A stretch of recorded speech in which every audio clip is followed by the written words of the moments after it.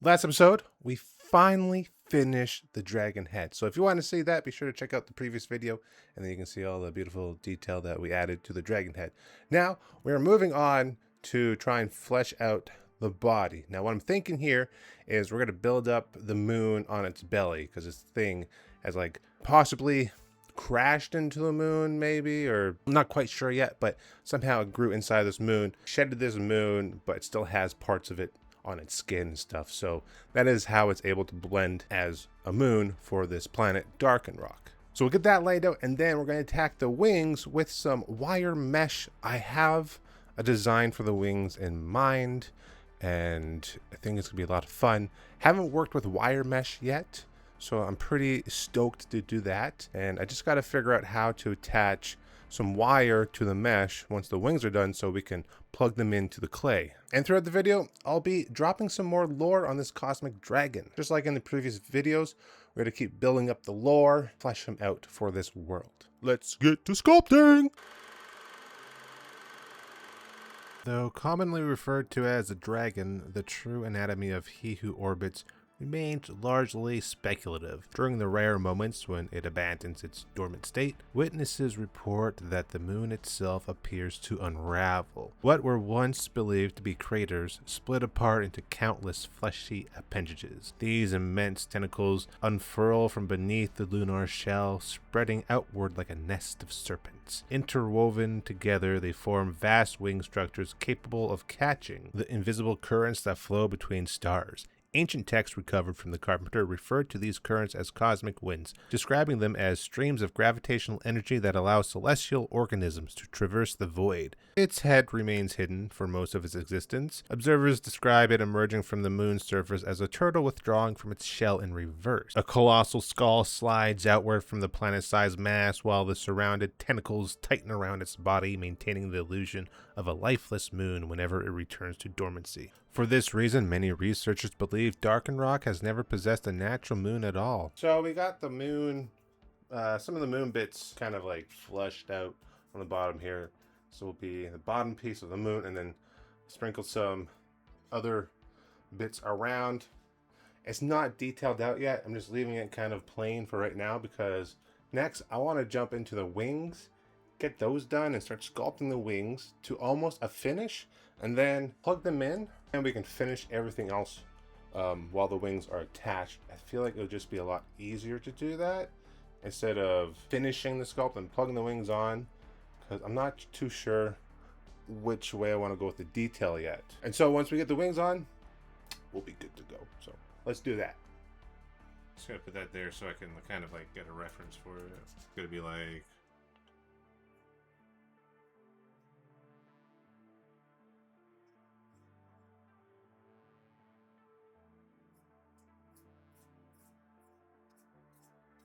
it needs to be more flary.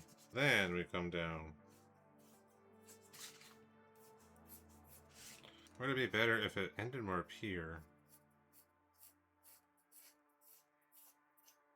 And then this comes kind of down like that. Yeah. Yeah.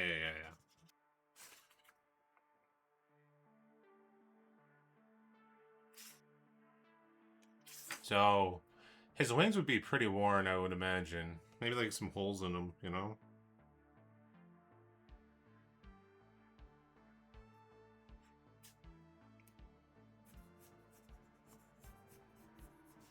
And of course, the edging and all that, it's not gonna be perfectly straight. Of course, it's gonna be weathered as well. And we cut it out.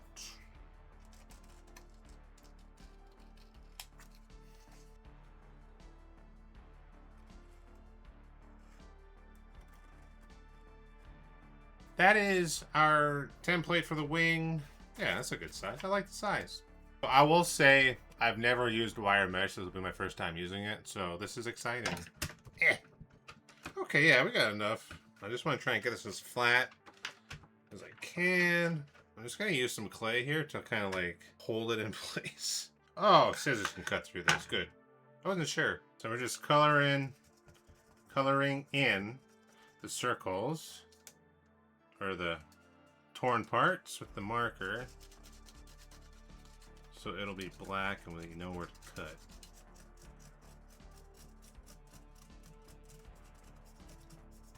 I think that worked pretty good.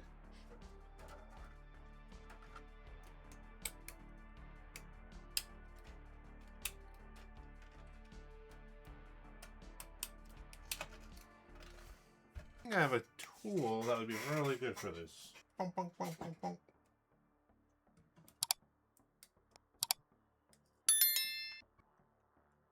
I feel like I'm cutting a fence for a tiny little person. Break and enter into somewhere.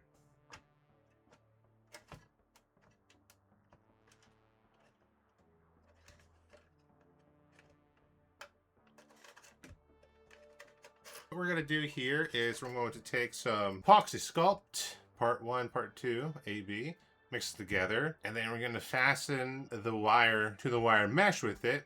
Downside is it takes like 3 hours to cure, but once it's cured, it's like an epoxy and it's really solid, and that'll give a really good grip and strength fastened to the wires. Make sure you wear gloves for this because you don't want to get this shit on your hands. And then we just combine them both until you see that like marbling. There's like a marble effect. You want to get rid of the marbling. Make sure it's like one uniform color. This stuff is crumbly as well. When you're using it, it's best to use like water to help smooth it or make it less crumbly. For our purpose, we don't care if it's crumbly. Wings are done. Well, not done, but we got them pretty much done and ready to go and sculpt on. So the epoxy sculpt worked really well to adhere the wire to the mesh, as you can see that. You know, just really thin because I don't want them to be too bulked out for wings. I still want to keep that kind of like thinness of the wings. So now we can get to adding clay to this and sculpting. And one way we're going to attack this, instead of just, you know, pushing clay on to the wire mesh, we're going to melt the clay down with a heat gun. Oh yeah. And then we're going to take a paintbrush. Oh yeah. And then we're going to paint it on. Oh yeah. Why am I talking like this? I don't know. I feel like it'll be quicker, and the clay will get all into the little nooks and crannies, and then we can kind of start fleshing out the wings, detailing it, and building them up. And then we got a lot of excess wire, just in case. It's better to have more wire than too little. So we can either clip it down to insert into the sculpt or not, but it should have a good securedness to it. Especially with this clay, since it's gonna be really warm and melt it down, but then over time, it'll get hard and stiff, which will bring more support to the wings on the sculpture itself. That's what we're gonna do, so let's just melt some clay down. While I keep adding detail to this moon dragon, I wanted to share something I've been working on behind the scenes. So I've officially launched my own website. Up until now, most of my work has only existed here on YouTube, but I wanted a place where people could actually collect some of the artwork and creature creations. You'll find original artwork, future sculptures, Halloween horror props, and eventually some exclusive projects that won't be posted anywhere else. Every purchase helps fund bigger creature builds and lets me keep creating increasingly ridiculous monsters. If you'd like to take a look, the link will be down in the description. Now, let's get back to turning this thing into a nightmare. Ooh, you know what? We're gonna let it cool down, because if I pull this off, I think it's all gonna come off. I think the heat's holding on because of the wire mesh, so it's taking bit longer to cool down. Do some raking, see if we can get this looking better. I don't want to do too much because I don't want to hit the mesh. It's a really thin layer of clay. Gotta think of what kind of skin detail or wing detail we're gonna do. Definitely not something feathery. It'll have to be more like a bat. Could even be bug-like, honestly. Look up this area a bit more. Blend it in with your finger. Come back with your little rake tool. Get rid of all the little edges and blend it in. Don't have to make it difficult. It's a lot of like scraping and then adding more clay and blending it in, just because this mesh, if you go too much, it'll shine through. So you just gotta be slow with it, which, I mean, I don't like sculpting too slow. I feel like if I sculpt too slow, then I think too much. And I work best when I'm like not thinking, I'm just going with it. That's when I find I make my best decisions when it comes to art anyways. The most horrific account associated with he who orbits, originates from a surviving crew member of the CGE Carpenter. As the vessel entered Darken Rock's orbital range, the moon dragon reportedly turned toward the ship and exhaled a cloud of crimson vapor. Most of the crew died immediately. Several individuals, however, received direct exposure to this mist. What followed was described as evolution occurring at impossible speed. Bones elongated and reshaped themselves. Organs multiplied. New tissues emerged where none should have existed. Witnesses reported seeing eyes form and vanish in seconds as bodies attempted to adapt to biological possibilities that should have taken millions of years to develop. The process lasted less than a minute. None survived. Medical analysis of recovered remains suggests the victims did not perish because their bodies stopped evolving. They died because they evolved too quickly. The strain generated catastrophic internal pressure. Organs expanded beyond the limits of the body. Skeletal structures repeatedly reconfigured themselves faster than surrounding tissues could compensate. Eventually, the body lost all structural coherence. One victim reportedly expelled most of their internal organs through the mouth before the remainder of the body inverted itself from within. The final forms recovered from the ship no longer possessed identifiable human anatomy. Researchers classified them simply as this: failed ascensions. The wing. The whole idea is these tendrils come out of the moon dragon's back and they form this wing when it's ready to kind of like fly through space. I really like it. It's very Eldritch. I got rid of that detail that looked like kind of like a wing that was underneath these tendrils and went a different direction. I added more so it looks like it's forming out of here. And then it works its way down, forming like this wing. Debating if I want to do the back. I don't think you're going to see it, so it might be okay just to do the top of this wing and the next wing. So doing the back would also take up a lot of clay.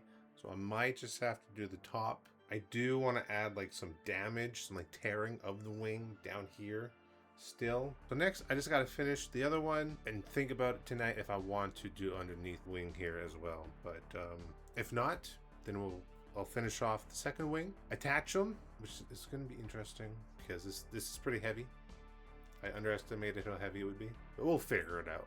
When we attach the wings, then we can move on to actually working on the body and getting this thing finished. If you enjoyed the video, be sure to hit that like button, give a follow. I'll be releasing a video every week following the projects that I'm working on. Right now, it's this Moon Dragon. Next up is probably going to be pretty big Halloween project. So if you dig that, be sure to follow. And as always, I'll see you all in the next video.